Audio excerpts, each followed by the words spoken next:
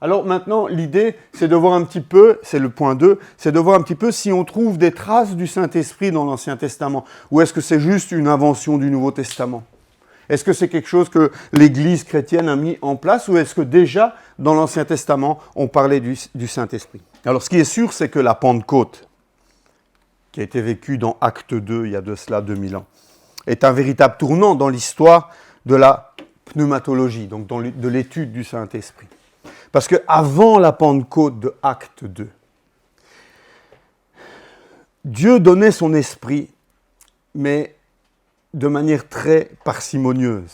C'est-à-dire que tous les Juifs, tous les Hébreux n'étaient pas remplis du Saint-Esprit. Les Hébreux, d'avant la Pentecôte, n'étaient pas le temple du Saint-Esprit. Le Saint-Esprit était donné qu'à quelques personnes, et on va voir cela ensemble. Par exemple, dans Genèse, au chapitre 41, est-ce que j'ai sauté une page ? Non, je suis bien toujours au bon endroit, ok. Dans Genèse, chapitre 41, verset 38, le Pharaon va dire par rapport à Joseph, il va dire à ses serviteurs, « Pourrions-nous trouver un homme tel que celui-ci qui a en lui l'Esprit de Dieu ?» Donc, on a déjà ici un personnage qui avait l'Esprit de Dieu. Mais, même pour Pharaon, c'était assez rare. Pourrons-nous trouver quelqu'un d'autre qui a l'Esprit de Dieu, comme Joseph a l'Esprit de Dieu. Dans Exode, au chapitre 31, il est dit au verset 2-3, « Sache que j'ai choisi Betsaléel. » Vous savez qui c'est Betsaléel ? Oui, il y en a qui doivent savoir quand même. Qui était Betsaléel ? Il avait le don pour construire. Ah, voilà, heureusement Philippe est là, hein, notre Philippe national, il est là. Betsaléel, c'est un homme qui avait reçu l'Esprit de Dieu d'une manière particulière pour être doué à la construction de toutes choses et dans la construction du temple. Du tabernacle plutôt ici. Donc j'ai choisi Betsaléel, le fils d'Uri, petit-fils de Hur de la tribu de Juda.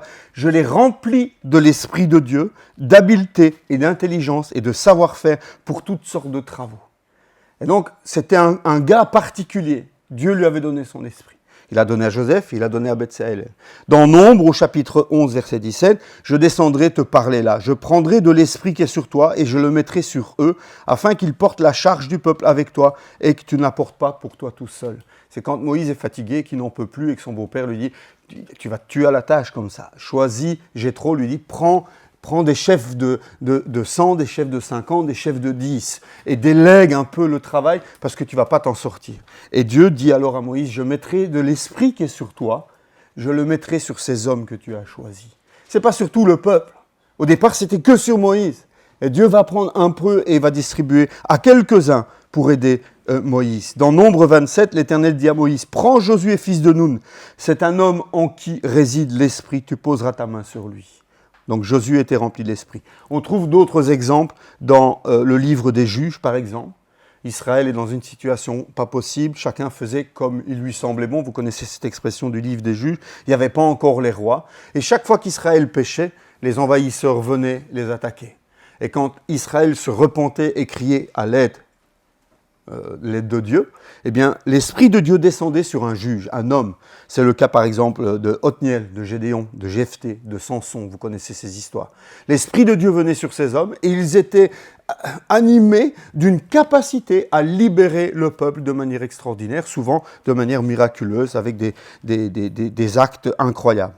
Dans 1 Samuel 16, l'Esprit de l'Éternel se retira de Saül. Donc le roi Saül était rempli de l'Esprit à un moment. Mais quand il a péché, qu'il s'est détourné de Dieu, le texte nous dit que l'esprit s'est retiré de Saül et celui-ci fut tourmenté par un mauvais esprit. Parce que bien souvent, quand on laisse une place vide, elle reste rarement vide au niveau spirituel. C'est souvent rempli par autre chose. Dans 1 Samuel 16, mais au verset 13, Samuel prit la corne d'huile, il la consacra par onction au milieu de ses frères. L'Esprit de l'Éternel vint sur David à partir de ce jour-là et par la suite. Samuel se leva et partit à Rama. Donc David est un roi et l'Esprit de Dieu vient sur lui.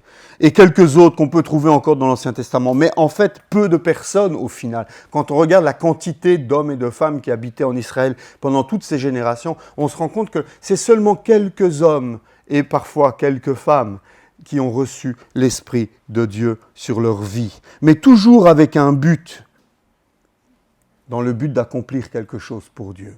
L'Esprit de Dieu n'était pas donné simplement pour dire « Ah, lui, il a l'Esprit, les autres... » Non, si l'Esprit de Dieu venait sur des personnes, c'était toujours pour leur donner les capacités d'accomplir un service pour Dieu.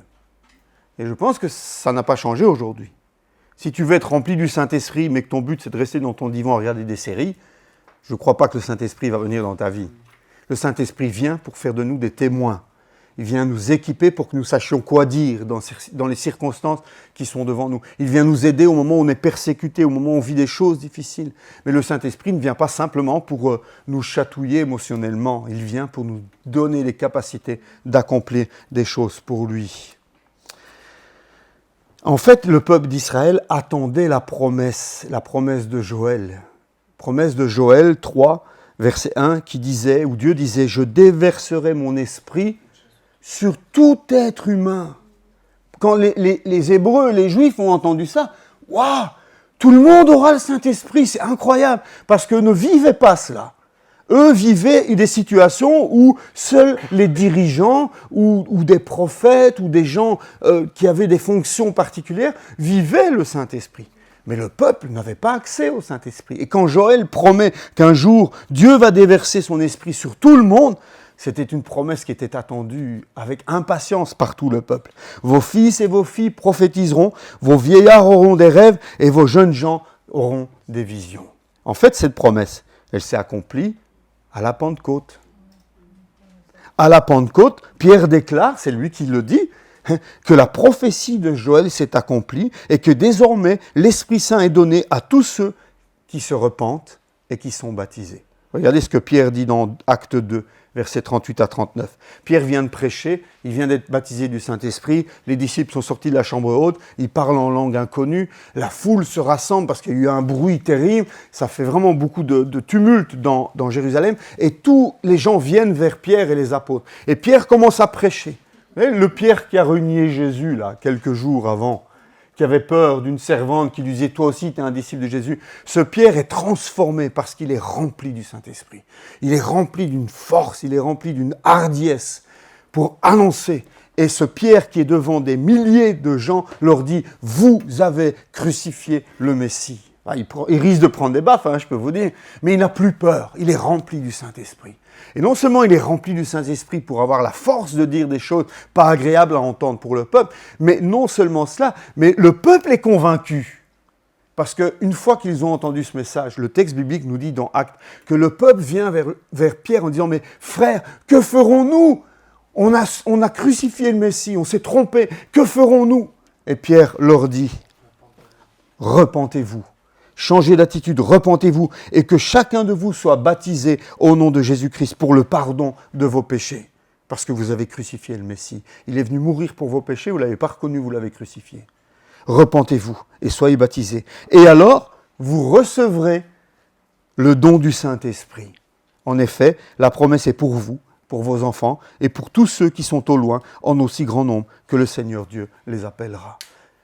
À la Pentecôte, la promesse de Joël 3, chapitre 3, verset 1, s'est accomplie. Le Saint-Esprit est venu. Et encore aujourd'hui, nous pouvons vivre cette promesse du Saint-Esprit. Que signifie le mot « esprit » ? J'ai fait une longue introduction, là j'ai peut-être perdu un texte, je ne sais pas où il est, mais une longue introduction pour parler du mot « esprit ». En fait, c'est un mot qui revient 378 fois dans l'Ancien Testament, pour vous dire. Donc, ce n'est pas une invention du Nouveau Testament, on le trouve dans l'Ancien Testament. C'est le mot hébreu « roua ». C'est difficile à prononcer, je n'ai pas fait des cours d'hébreu, mais « roua », il faut un peu faire cracher la fin. On le trouve 378 fois. En fait, c'est un mot qui, à la base, veut dire « expirer » ou « souffle violent », simplement à la base. Souffle ou esprit. En fait, « roua » peut vouloir dire vent, souffle ou esprit. En fait, ça dépend du contexte dans lequel il va être utilisé. Ça peut être l'esprit de l'homme, comme ça peut être l'esprit de Dieu, comme ça peut être un esprit mauvais.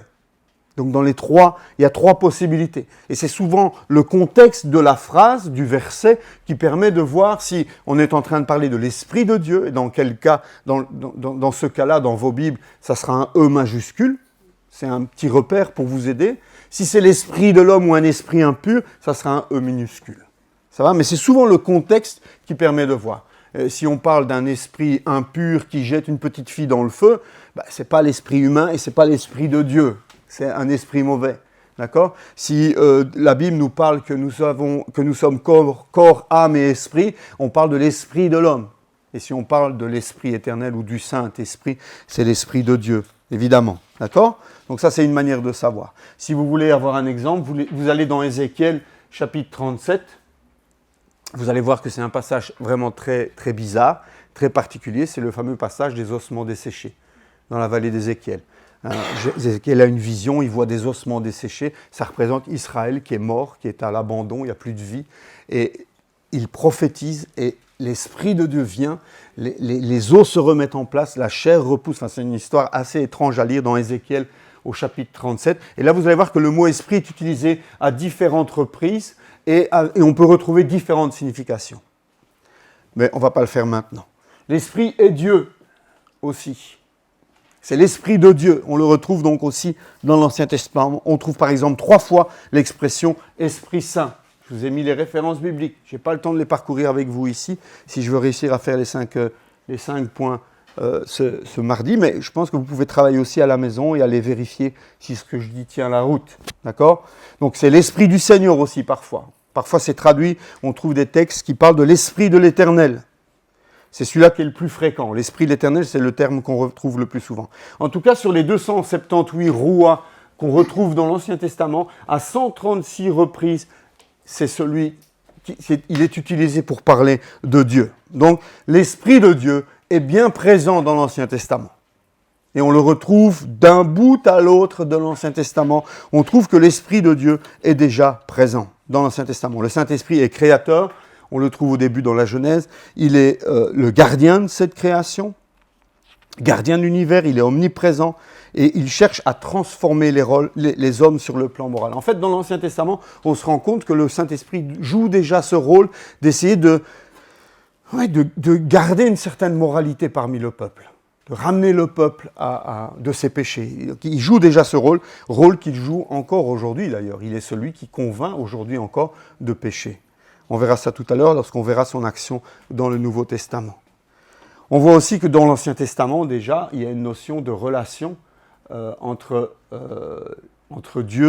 l'homme et l'Esprit, par exemple. Cette action du Saint-Esprit ne se limite pas à garder la création de l'homme, mais depuis la chute, déjà, le but de Dieu a toujours été de faire revenir l'homme vers lui. Et le Saint-Esprit joue un rôle là-dedans. L'Ancien Testament nous montre des exemples où l'Esprit de Dieu donne la conviction de péché. Par exemple, du temps de Noé, dans Genèse chapitre 6, verset 3. Dieu parle et il dit « Mon esprit ne contestera pas toujours avec l'homme ». Un texte qui nous montre que du temps de Noé, l'Esprit de Dieu contestait avec les hommes, essayait de les ramener dans le droit chemin, mais ça n'a pas marché. Car l'homme n'est que chair, il vivra 120 ans. Dans le psaume 51, verset 13, lorsque David a péché, David se repent. Et la prière principale, le souci principal de David, c'est au chapitre 51, verset 13, « Ne me rejette pas loin de toi, ne me retire pas ton Esprit Saint. » David était conscient qu'il était loin du Saint-Esprit. Il était conscient qu'il avait reçu le Saint-Esprit pour être le roi d'Israël. Et lorsqu'il a péché, il se repent, il demande pardon, mais surtout, il demande « Ne me retire pas ton Saint-Esprit. » Preuve qu'il était bien conscient de la présence du Saint-Esprit. Dans Ézéchiel, chapitre 36, j'ai dit ça dans une prédication en pas très longtemps, mais je vous ai expliqué qu'il y avait des promesses qui avaient été faites dans l'Ancien Testament par rapport à la venue du Messie.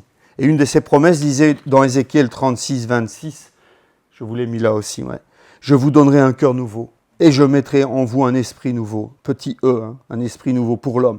Je retirerai de votre corps le cœur de pierre et je vous donnerai un cœur de chair. C'est mon esprit que je mettrai en vous, et ça c'est avec une majuscule. Ainsi je vous ferai suivre mes prescriptions, garder et respecter mes règles. Dieu promettait au peuple d'Israël qu'un jour, l'Esprit de Dieu viendrait sur eux, et quand l'Esprit de Dieu viendrait sur eux, ils auraient facile à obéir à la loi. Jusque-là, ils faisaient des efforts pour obéir à la loi de Dieu. Jusque-là, il y avait des pharisiens qui mettaient des règles en place. Il y avait une police de la loi qui obligeait les gens et qui punissait les gens qui désobéissaient à la loi. Mais l'Esprit de Dieu, Dieu avait promis qu'un jour, il allait changer leur cœur de pierre en cœur de chair et il allait leur donner l'Esprit Saint qui, lui, allait les aider à obéir aux préceptes de Dieu. C'est ce que nous avons vécu à la Pentecôte, en fait. Parce que la victoire sur le péché, ce n'est pas nous qui la remportons. C'est l'Esprit de Dieu qui habite en nous, qui nous donne la victoire sur le péché. Un jour, Dieu purifiera son peuple, dit ce texte, et il leur donnera un cœur nouveau et mettra en eux un esprit nouveau. Nous vivons à cette époque-là. Nous connaissons cette ère-là. L'Ancien Testament nous montre que le rôle du Saint-Esprit n'est pas seulement de créer ou de recréer, en montrant aux hommes leurs péchés et en renouvelant leur cœur. Dans l'Ancien Testament, le Saint-Esprit équipait hommes et femmes pour des tâches précises. Ça, on peut voir aussi. Là, je ne vais pas avoir le temps de vous lire toutes les références bibliques, mais je vous les ai mises aussi, si vous voulez aller voir dans les détails. Mais de différentes manières, l'Esprit est à l'œuvre dans l'Ancien Testament. Le texte nous dit qu'il était en Joseph. J'ai mis en rouge les expressions, les termes qui sont utilisés dans l'hébreu. Il était en Joseph, il était en Josué, il était en Ézéchiel, des hommes importants de la Bible. Il était sur Othniel et sur Jephthé, deux juges, dans le livre des juges. Il a revêtu Gédéon. À un autre endroit, le texte nous dit qu'il s'est emparé de Samson, ou de Saül, ou de David. Le Saint-Esprit il vient sur les gens. Il a rempli Betsaléel, le gars qui a construit, qui avait les capacités surnaturelles pour fabriquer. Il a rempli Josué, il a rempli Michée. En fait, il vient équiper des hommes et des femmes pour qu'ils puissent servir Dieu puissamment. Ça, c'était dans l'Ancien Testament. C'était des faits exceptionnels. C'était des faits rares. On comptait, je ne vais même pas dire sur les doigts d'une main, c'était un parmi des milliers qui avait cette chance ou cette bénédiction d'avoir le Saint-Esprit. Mais tous les autres ne pouvaient pas vivre la présence ou la plénitude du Saint-Esprit. D'une manière générale, la tâche qui leur incombait, bien souvent pour tous ces hommes, c'était des dirigeants. Dieu donnait son Saint-Esprit à des hommes qui étaient appelés à diriger le peuple. Pharaon va d'ailleurs mettre Joseph à la tête de toute sa maison, rien que parce qu'il a vu que l'Esprit de Dieu résidait en Joseph. Il était sur lui. Et Pharaon va lui confier tout son royaume. L'Esprit va descendre sur les 70 anciens dans Nombre 11, sur Josué dans Nombre 27, quand Moïse va lui déléguer son autorité. Donc à chaque fois, il y a une notion de direction. L'Esprit descend sur Saül, l'Esprit descend sur David quand ils sont nommés rois. Et c'est la même chose dans le livre des juges avec les différents juges.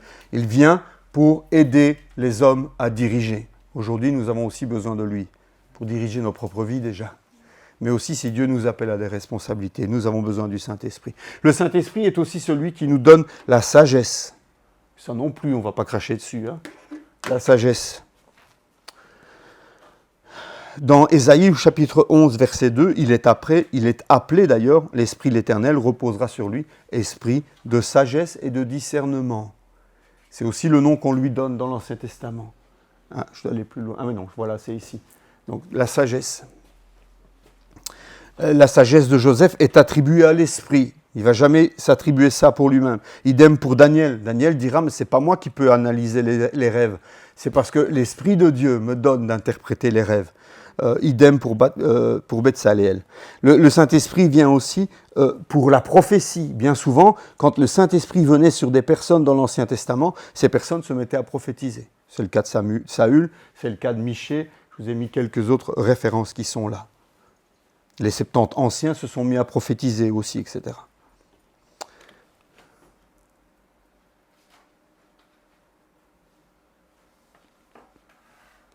Esprit de Dieu pour tous. Moïse aspirait à ce que tous les hommes prophétisent et soient remplis de l'Esprit. Il y a un épisode dans la vie de Moïse où les hommes viennent vers lui en disant « Moïse, il y en a qui prophétisent dans le camp, est-ce que tu veux qu'on les fasse taire ?» Moïse leur dit « Mais non, est-ce que tu es jaloux à ma place ? Si seulement tout le peuple de l'Éternel pouvait être des prophètes. » Moïse avait compris que c'était une bénédiction d'être rempli du Saint-Esprit, de pouvoir prophétiser. Et Moïse n'était pas jaloux du Saint-Esprit qu'il possédait ou que les 70 anciens possédaient. Il espérait même que tout le peuple puisse un jour connaître cette plénitude de l'Esprit. Si seulement l'Éternel mettait son Esprit sur tout le peuple, sur eux. Parce que Moïse savait que ça aurait été plus facile, peut-être pour le peuple. Son désir ne s'est pas réalisé dans l'Ancien Testament, à Moïse. Il n'est descendu que sur quelques-uns, afin de les équiper par une force surnaturelle, pour une sagesse supérieure, ou encore pour une victoire militaire. On trouve ça dans l'Ancien Testament. D'autres ont prophétisé. La plupart du temps, ces gens étaient des leaders, des conducteurs, des hommes qui étaient appelés par Dieu pour accomplir des tâches particulières. Tout cela était appelé à changer. Par l'Esprit, les prophètes avaient prédit 2 événements glorieux. On trouve cela donc dans les textes qui sont là. Dans Ésaïe au chapitre 61, « L'Esprit du Seigneur de l'Éternel est sur moi, parce que l'Éternel m'a consacré par onction. » Donc c'est vieux de 600 ans, 700 ans avant Jésus. « Il m'a consacré par onction pour annoncer de bonnes nouvelles aux pauvres. Il m'a envoyé pour guérir ceux qui ont le cœur brisé, pour proclamer aux déportés la liberté et aux prisonniers la délivrance, pour proclamer une année de grâce de l'Éternel et un jour de vengeance de notre Seigneur, pour consoler ceux qui sont dans le deuil. » Qui est-ce qui a dit ça? C'est Ésaïe. Hein. Oui, mais après, qui a dit ça encore? Jésus. Il a repris ce texte lorsqu'il va lire la Torah, dans le texte biblique dans le temple, et il va se présenter, voilà, comme celui qui accomplit cette promesse. Un rameau poussera de la souche d'Isaïe, un rejeton de ses racines portera du fruit. L'Esprit de l'Éternel reposera sur lui. On parle du Messie, évidemment. Esprit de sagesse et de discernement. Esprit de conseil et de puissance. Esprit de connaissance et de crainte de l'Éternel. Il prendra plaisir dans la crainte de l'Éternel. Il ne jugera pas sur l'apparence. Il n'adressera pas de reproche sur la base d'un oui-dire. Ésaïe avait prophétisé l'arrivée du Messie et d'un Messie rempli du Saint-Esprit. Et Joël 3.1 annonçait cela aussi. Joël prophétisa que dans les derniers jours, Dieu allait répandre son esprit sur toute chair. Plus sur quelques-uns, mais sur tous ceux en tout cas, qui appartiendraient à Dieu. Nous vivons dans ce temps que Moïse espérait voir. Nous vivons dans ce temps que Joël a prophétisé et qui s'est accompli depuis Actes chapitre 2, verset 37. La promesse est aussi pour vous. La promesse est aussi pour nous. Ça, c'est dans l'Ancien Testament. Est-ce que l'on voit